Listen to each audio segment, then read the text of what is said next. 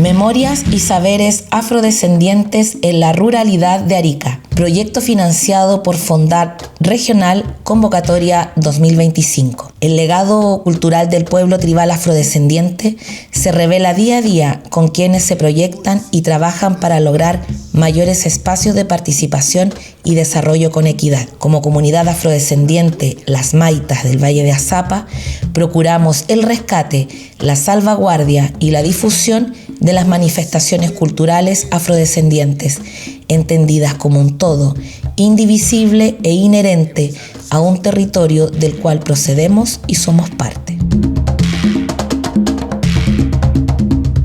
Hola, damos la bienvenida a todos y a todas a nuestro podcast Memorias y Saberes Afrodescendientes de la Ruralidad de Arica. Hoy tenemos a nuestro gran entrevistado, Alberto Díaz Araya, historiador, que desde sus investigaciones ha podido difundir a la contribución histórica de nuestros ancestros negras y negras. Así es que bienvenido, Alberto Díaz. La chilenización como efecto de la posguerra del Pacífico en Arica es causó una de las eliminaciones identitarias más recientes en nuestra historia, no solo como una política de ocupación, sino también como una política civilizadora a un pueblo que desde una visión del Estado de Chile eran de personas salvajes, negando también su historia ancestral de miles y miles de años, como lo es la cultura chinchorro, del Tahuantinsuyo, la colonización europea, la independencia y todo lo que conlleva una historia territorial. Hemos convivido con la identidad chilena, cumpliendo con los deberes soberanos, pero sin romper el ciclo de la violencia institucional y simbólica en la cual hemos sido sujetos como pueblo afroariqueño. En este capítulo, que es de chilenidad e identidad afro, viene justamente a dar a conocer una historia que no se cuenta, pero sí se transmite entre los relatos de los troncos familiares afroariqueños, afroazapeños, que más allá de los datos empíricos de la historia, la memoria afectiva de nuestros abuelos y abuelas ha sido crucial para mantenernos incómodos e incómodas, generando una necesidad de búsqueda hacia la verdad para sanar y reconciliarnos con nuestra historia. Hola Alberto, ¿cómo estás? Hola, hola, ¿cómo estás? Bien, Qué bien. introducción tan cercana y además con un relato que da cuenta y sintetiza muy bien una historia invisibilizada, silenciada, pero también da cuenta de otras formas de narrar el pasado que tiene que ver con la clandestinidad también, en la cual la memoria se moviliza ciertamente por el laberinto que el Estado desconoce. Por lo tanto, la memoria toma otras rutas que son sumamente significativas y qué bueno que estemos en este espacio para conversar un poco sobre el pasado de las mujeres y hombres de Arica y sus valles. Justamente porque, bueno, esa es la misión de este podcast, porque la historia por lo general no cuenta los sentimientos de las personas que lo vivieron en ese contexto. Y desde tu contribución ha sido súper interesante porque también nos gustaría que nos contaras desde tu enfoque como afrodescendiente. Tú eres un hombre afrodescendiente y nos gustaría que nos contaras un poco para poder empezar esta conversa que es profunda, ¿no? Que cómo vivimos los afro del norte con esta identidad en intervalo. Entonces, poner el realce en esta identidad de las personas que estamos entrevistando es también parte de este podcast. Así que nos gustaría si nos pudieras decir, hablar un poco de tu afrodescendencia. Lo primero, precisar que yo directamente no soy afrodescendiente, o sea, eso quiero señalarlo. Eh, Pero sí tengo familiares que en este proceso también de investigación uno va a encontrar una serie de antecedentes que permiten acercarse a familias, a linajes que al interior de nuestras comunidades y de nuestras familias extensas estaban también silenciados. Y ahí me fui percatando que tenía muchas tías, primas y también abuelas en el pasado que en los censos de Tarapacá habían sido registradas como zambas, por ejemplo. Ahora, no se trata de que yo me reconozca o no afro, pero sí lo que yo puedo señalar de que muchas de nuestras familias, de nuestros linajes, forman parte de aquellas comunidades que fueron esclavizadas en el pasado y que por distintas razones se han ido eh, también empoderando con las actuales generaciones. Entonces, tiene que ver también con la maduración, y esto ha pasado muy bien en Arica, en Azapa, en Utah y en otros rincones del país, en las cuales las propias comunidades vinculadas al pueblo tribal afrodescendiente ha vivido el proceso de autorreconocimiento, que es fundamental, ¿ya?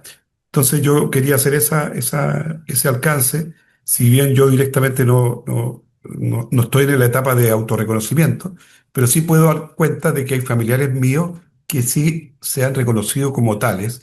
Y ese proceso, es un proceso histórico, es político además, y es cultural, porque se está dando acá en la región de Tarapacá. No directamente relacionado con la experiencia de estos más de 20 años de lucha del pueblo tribal desde el año 2000 que arranca, ¿no? Y para el caso en los cuales ahora estamos situados en la región de Tarapacá, yo tengo familia cercana al sector de la Tirana, de la Huayca, y que sabemos que históricamente hay una presencia demográfica importante en el siglo XVIII y XIX de población afro. Entonces las familias están ahí. Entonces son procesos muy cercanos a uno que uno está viendo, Claro. experimentando, sintiendo además, porque la historia no es solamente está anclada o encadenada a los libros, a los archivos, sino que la historia se moviliza también por emociones, se moviliza también por costumbres en común, se moviliza además por ritos, por cánticos, por una serie de elementos que muchas veces no pueden ser anotados en la escritura, en el formato occidental, para transmitir los mensajes o el devenir, sino que forman parte de otros tipos de repertorios y que están en otros soportes que también es necesario explorar, conocer y en este caso problematizar metodológicamente desde las disciplinas de las ciencias sociales. Claro, porque hoy día negar que uno, o sea, sanguíneamente hablando, del tema del ADN, ser o no parte de un pueblo indígena o afrodescendiente es como ser iluso, porque todo, naciendo sobre todo en estos territorios, la mixtura, digamos, de ADN y culturales lo tenemos. Negarlo también sería, pero hacer la precisión del ejercicio del autorreconocimiento es crucial y sobre todo con los datos que tú nos entregas. Entonces, este podcast lo va a escuchar muchas personas, que es el sentido también de darle fuerza al territorio, y nos gustaría, Alberto, que si tú nos podrías contextualizar qué significa esto, este término en nuestra historia de la chilenización. ¿Sí? Fíjate tú que primero hay que considerar de que, y esto hay que ser claro, yo siempre lo he manifestado abiertamente, que desde el mundo de la academia, no la académica, la academia metropolitana, que no conoce los territorios nortinos, que antes fue el sur del Perú, que hay que hacerlo notar y subrayarlo aquello, sino que también de las universidades regionales, durante décadas se pensó que en términos de densidad demográfica de cantidades, la población afro era muy poca. Por lo tanto, en el pasado colonial y en el pasado de la República Peruana, para el caso de Tacna, Arica, etcétera, en los territorios donde surge también el movimiento político de reconocimiento afro, se pensaba que eran muy pocos afros en el pasado, muy poca población esclavizada. Y se daba un realce muy importante a las poblaciones indígenas, sobre todo aymara. Bueno, y qué decir de las poblaciones de antaño vinculadas al borde costero, como fue la cultura chinchorro. Eso ni qué hablar. Sin embargo, y esto lo quiero destacar, fue por el empuje también de las mujeres movilizadas. Sonia Salgado, Marta Salgado, usted era muy joven, estoy hablando hace más de 20 años, Mm. ellos, yo había egresado a la universidad y ella me dijo: Alberto, ustedes se preocupan solamente de los indígenas, lo cual está muy bien, pero necesitamos tener evidencias también del documental, histórica, qué sé yo, de nuestros ancestros y ancestras.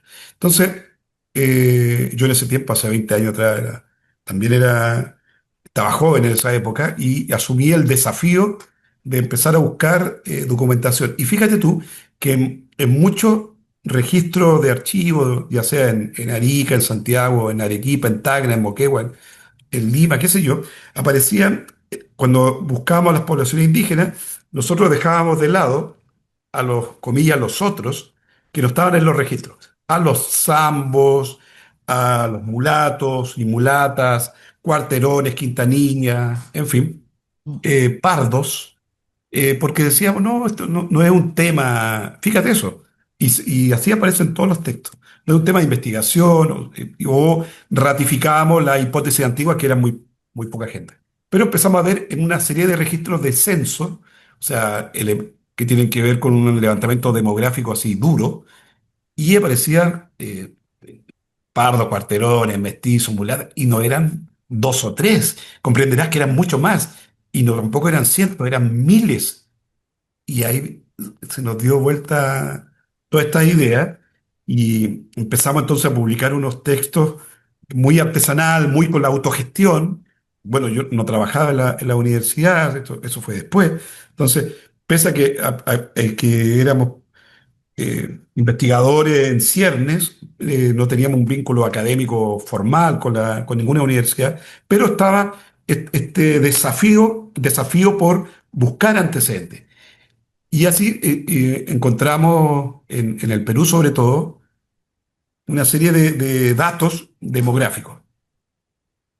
Y no eran solamente cifras, eran con nombre, los registros con nombre y apellido, con la dirección, con su edad, su vínculo de parentesco, sus actividades u oficios, en fin, eran datos muy ricos en términos de densidad de datos y se nos cambió totalmente y radicalmente el panorama de las poblaciones afro. No eran pocas, eran miles, y eso nos cambia la historia.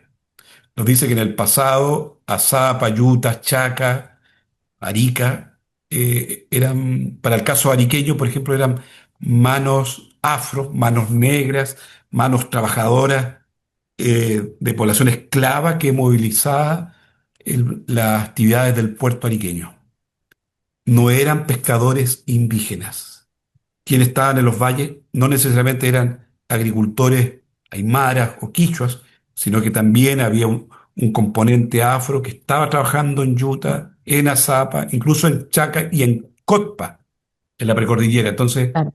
eso te cambia absolutamente el escenario de las poblaciones asentadas en nuestras regiones y nos dio un giro también en las hipótesis y en los problemas que uno estaba discutiendo. Y Eh, otro, y sí, para sí. vincularlo con la chilenización. Y para el siglo XIX esas poblaciones eran reconocidas como peruanas, vinculado al sur peruano, no a Chile. Por lo tanto, tras la Guerra del Pacífico, cuando se instala toda la maquinaria eh, de soberanía nacional chilena, que la hemos definido como la chilenización, que tiene que ver con lealtades, con la imposición de una identidad nacional por la fuerza, ¿no? Y con dispositivos como la escuela, el reclutamiento militar, la administración, los juzgados, en fin, eh, ellos apuntaban, y así aparecen en los escritos incluso de los personeros militares y también de las ligas patrióticas, que dicen así, todos los negros son peruanos y hay que erradicarlos por la fuerza, sobre todo en las ligas patrióticas. Entonces, la negritud, en términos de identidad y de cultura, era en su momento de contexto histórico de inicio del siglo XX, era sinónimo de peruanidad. Y lo peruano se perseguía y lo negro se perseguía, y son expresiones también de racismo por parte de las autoridades chilenas de la época. Para el, para nosotros los afrodescendientes, nosotros y nosotras los afrodescendientes, el término de chilenización era como muy lejano o incluso hasta desconocido. Entonces, cuando se plantea desde tu investigación, podemos dar como un poco de entendimiento a esta como identidad chilena en intervalo, o sea, porque sucede en estas generaciones? Eh, ¿Qué es lo que significa?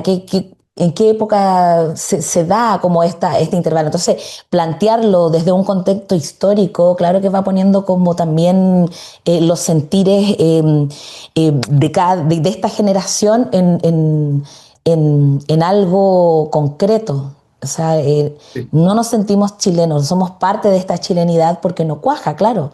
Todavía. Pero fíjate, sí, disculpa, es que es muy interesante lo que tú estás señalando porque fíjate, eh, el momento más crítico de las acciones de violencia política que ejerció el Estado y sus agencias en Arica y en los valles fue hace exactamente 20 años, o sea, 100 años, perdón, 100 años, ¿ya? O sea, el periodo entre 1924 y 1926 fue un periodo álgido de violencia sociopolítica en todos estos valles. Persecuciones, golpizas a todo el estamento, a todos los que eran morenos y negros, golpizas y violaciones en las noches. eh, También se metían a las casas y los sacaban y algunos les daban entre 48 y 72 horas para que huyeran del territorio y mucha gente huyó hacia el norte, hacia Sama y otros hacia las salitreras. Ojo, hay mucho componente afro que huye hacia las salitreras y se Mm. establece y se quedan allá y no retornan después, como también en Sama, en el sur del Perú. Entonces es un éxodo de población, lo hemos llamado en estos momentos hay una diáspora de la población afroariqueña hace 100 años. Y 100 años son casi dos generaciones. Por lo Mm. tanto, está muy presente en la retina, en la memoria social de las comunidades que experimentaron de sus familiares directos, sus bisabuelos, sus tatarabuelos. Tú puedes hacer una genealogía y las personas que nos ven y escuchan hagan una genealogía súper rápida y sus abuelas, que si nacieron en la década del 40, sus padres experimentaron, o sea, en este caso, tu bisabuelo o tu tatarabuela experimentó directamente el peso y la opresión de la chilenización hace 100 años. O sea, y esto ha pervivido en la memoria comunitaria. No así quedó registrado en los libros de historias metropolitanos. ¿Te acuerdas? Y ahí están los contrapuntos entre una memoria social que se activa, que se mantiene viva, y una historia oficial construida por la élite capitalina o como le quieran llamar. ¿Qué va a contar la versión la versión oficial y como decían antiguamente en los textos, la historia blanca de estos episodios? Justamente porque cuando se cuenta la historia que tiene que ver desde un concepto de honestidad, también nosotros nos vamos entendiendo cómo estamos siendo hoy en día, ¿no? Como pueblo, desde en la contribución tanto social, política, cultural. Entonces, de repente, cuando no cuajamos, cuando existen historias circulares, repetitivas como la eliminación identitaria en el territorio, ¿no? Primero con la colonización, después con la chilenización y por último que pareciera que fuera como la consolidación, la dictadura. En todas estas tres hubieron reseteos identitarios en donde el pueblo afrodescendiente e indígena fueron los más, digamos, perseguidos, ¿no? Y afectados. Entonces, Efectivamente. hablarlos también es una forma de poder sanar y contribuir a eso es crear memoria. Entonces, según tus investigaciones, ¿dónde o cómo, ya lo hemos definido un poco, pero para ti ha afectado la chilenización en la identidad afrodescendiente? ¿Cómo tú lo percibes? Que hay un Eh, quiebre. Mira, yo creo que algo que a ustedes como pueblo tribal movilizado, yo creo que lo han tenido que enfrentar en cuanto a su orgánica, no por los resultados del censo actual. Alguna vez yo lo comentaba con Cristian Baer y también con Carolina Cortés cuando fue el proceso constituyente el 2020-21, el primero. y que no hubo ningún representante del pueblo tribal, por la negación de las autoridades del momento, todas, de todos los sectores políticos, que Sí. no hubo escaños reservados. ¿Te recuerdas? Ujú, sí, sí, me Entonces uno acuerdo. decía, ya, las autoridades políticas hay un negacionismo instalado.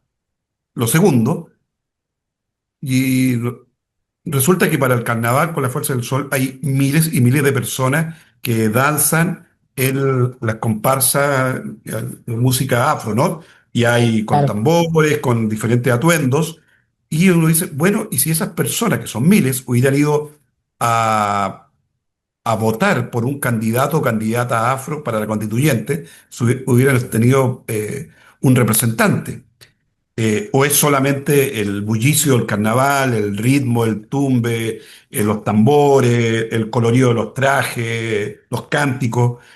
Es eso, pero no, lo cual me parece súper bien. Comprenderás que yo además estudio ceremonia y cánticos, qué sé yo, pero uno dice, ¿y dónde está el repertorio político de este tipo de práctica? Entonces, eso nos enseña también a mirar el pasado.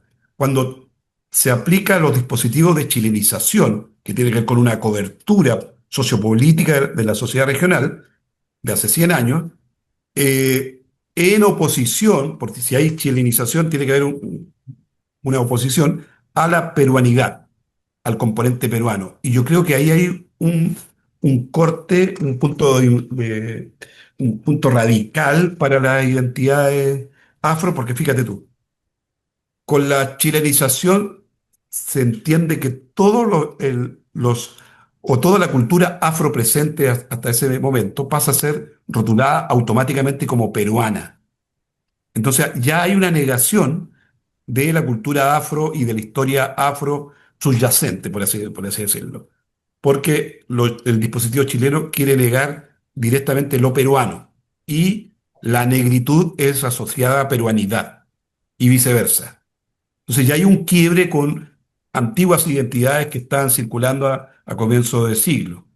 De hecho, es tanto así que en el año 1924, 100 años atrás, se hizo un censo en Arica que se llamó el Censo Sentimental. Y era para saber si la gente iba a votar en el supuesto plebiscito del 26, que no se hizo. Pero la clasificación, ¿sabes cómo era? Ya, ¿usted va a votar por Chile o por Perú? Decían, por ejemplo, por Perú. ¿Cómo es la persona? Juanita Pérez, por decir un nombre. Ya, negra, y está el registro negra.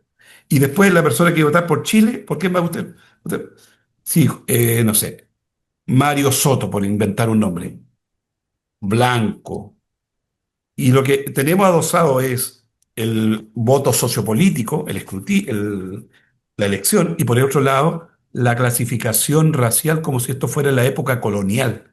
Pero era en 1924. Hace 100 años. ¿Dónde? En Arica. ¿Dónde? En Azapa. Y así estaban tipificando, clasificando a las personas por el color de su piel.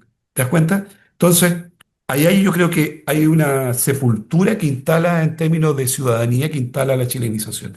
Y eso, súmale usted todo lo que pasó décadas más tarde, durante todo el largo siglo claro. XX, hasta la irrupción de la dictadura militar de Pinochet. Y usted debe comprender también que en los valles hay rodeos, ahora que estamos en septiembre, Sí, donde sí, la chilenización no es solamente el accionar político, sino que tiene que ver con la con la cueca, cueca, lo ¿te das cultural, cuenta? claro. Sí, Con el rodeo, con las ramadas, con los emblemas patrios. En fin, sí.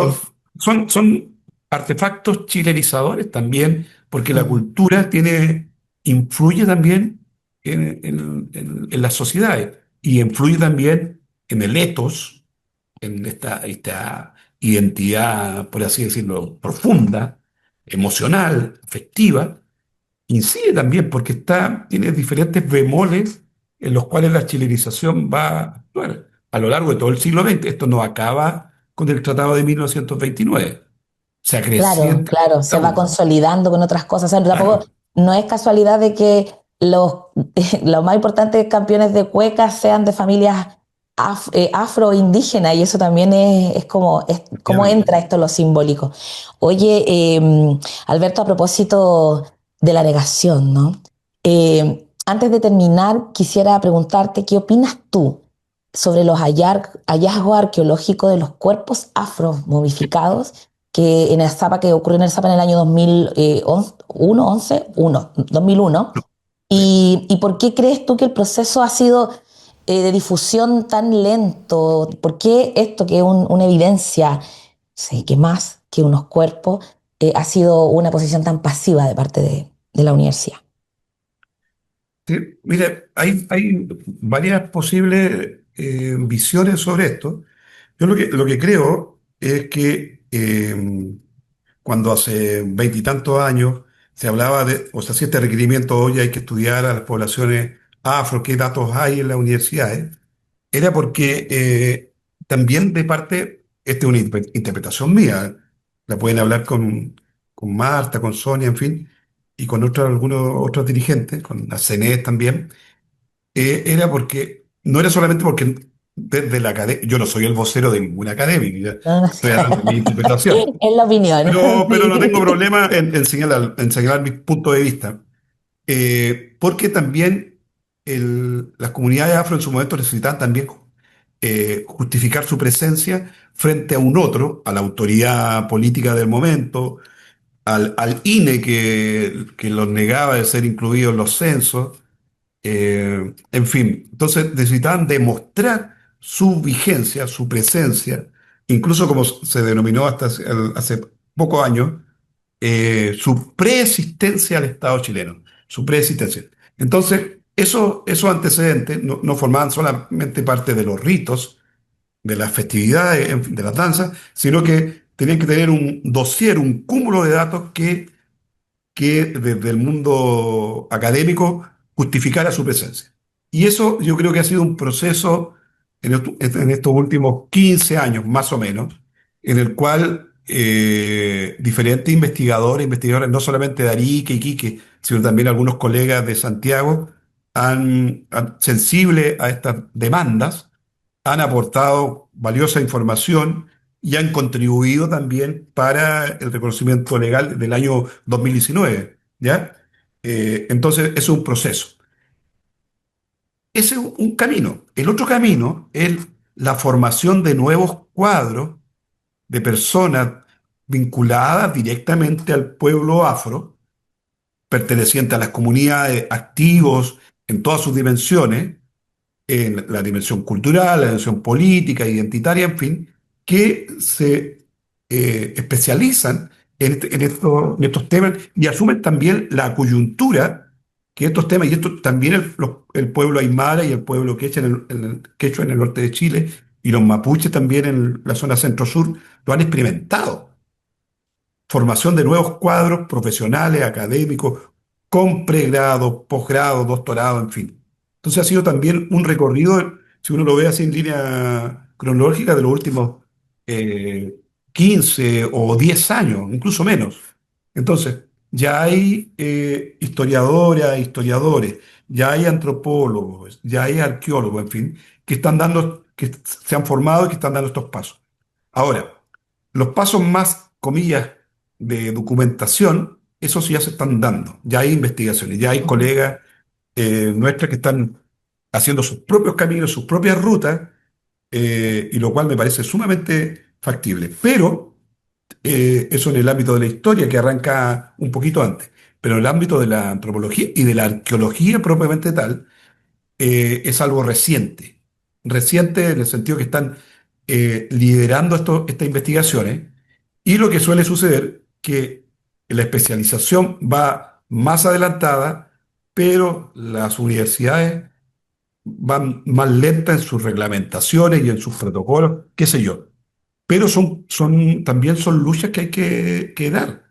Claro. Eh, Fíjese usted que cuando nosotros íbamos al Perú, no nos dejaban entrar a los archivos por ser chilenos. El archivo del límite, que se encuentra en Lima, donde hay una gran cantidad de información sobre el norte chileno, y como estábamos en conflicto por el tema de la Haya con el Perú, no nos dejaban ingresar, Mm, ¿ya? Y así, en ese tiempo lo íbamos en bus, 24, casi 24 horas en camino, ¿no?, hacia Lima, no estaban ahora estos buses salón cama, en fin, flores y todo eso, eh, sino que eran otros tiempos. Entonces yo lo que creo que también son procesos y son desafíos. Yo comentaba la otra vez que en Iquique, en la década de los 80, un arqueólogo iquiqueño excavó un cementerio colonial iquiqueño, de un templo antiguo, que ya no existe en Iquique, y encontraron entre los vestigios de los cuerpos humanos que estaban ahí, población afro. Yo creo que compartí el artículo tiempo atrás. Eh, pero es los 80. Se menciona a las personas, ahí veían varias mujeres que tenían el pelo motudo, creo que así era el informe, ya no lo recuerdo. Quizás ustedes lo leyeron, ¿no? Sí. Panteón Católico Peruano. Panteón Claro, Católico Peruano, Julio sí. Sangüesa, el arqueólogo, en la década de los Sí, 80, ¿no? Hacia fines de los 80. Pero, y de esa época, fíjate, hasta este hallazgo que se hizo el 2001, y que era inédito para el caso de Arica, no se habían encontrado porque como le dicen los arqueólogos, eran rescates, si no me equivoco. No claro. era un trabajo de Sí. investigación, vamos a ir a excavar tal lugar y Sí. vamos posiblemente a encontrar, no, eran rescates arqueológicos.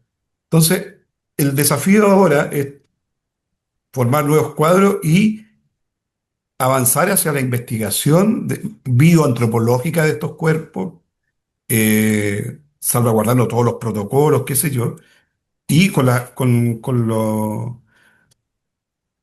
solicitudes no solamente a la universidad, al Consejo de Monumentos, a las autoridades de Claro. turno, porque no tenemos certeza sobre las dietas, sobre las condiciones de salud, tenemos documentos, pero la arqueología histórica necesita dialogar entre la documentación histórica y la evidencia de los cuerpos, la evidencia de la cultura material, en fin.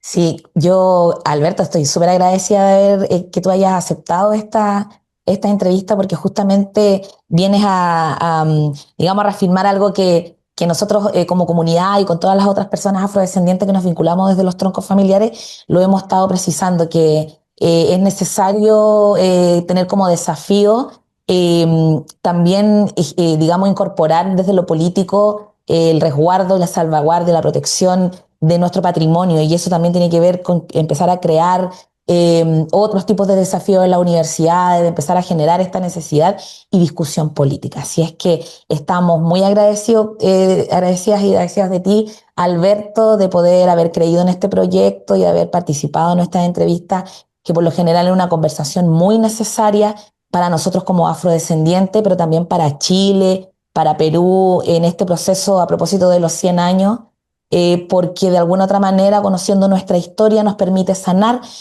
nuestro linaje y nosotros mismos también para poder compartir con una identidad Y esto, más disculpa que te honesta. interrumpa, ¿sí? ¿Sí? Es un desafío para ustedes, las nuevas generaciones del pueblo tribal afrodescendiente. Es un desafío porque ustedes tienen, ahora que se han formado y tienen toda una proyección también social, política, en fin, es un desafío no menor. O sea, porque ahora son otras las coyunturas.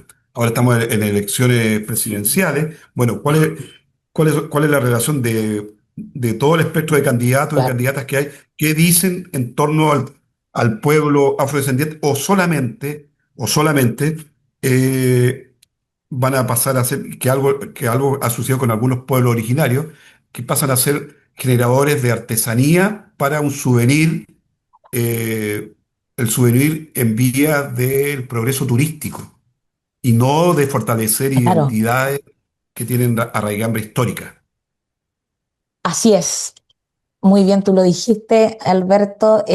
Bueno, reiterarte el agradecimiento, el primero tus investigaciones que nos ha servido de mucho a nosotros, de poder, nosotros encontramos a un ancestro en tu primer libro y llegaron Ah, con cadenas y ahí nosotros como comunidad tomamos la decisión de poder, digamos, constituirnos como una comunidad. También los otros historiadores que están en estos estudios investigativos emergentes son muy necesarios. Así que mira, nosotros acá te quiero mostrar este regalito cariñoso que te ah, tenemos a ti por participar en este podcast tan necesario para poder difundir nuestra cultura afrodescendiente. También decirle a los demás que nos sigan dentro de nuestras redes sociales de la comunidad afrodescendiente Las Maitas Valle de Azapa.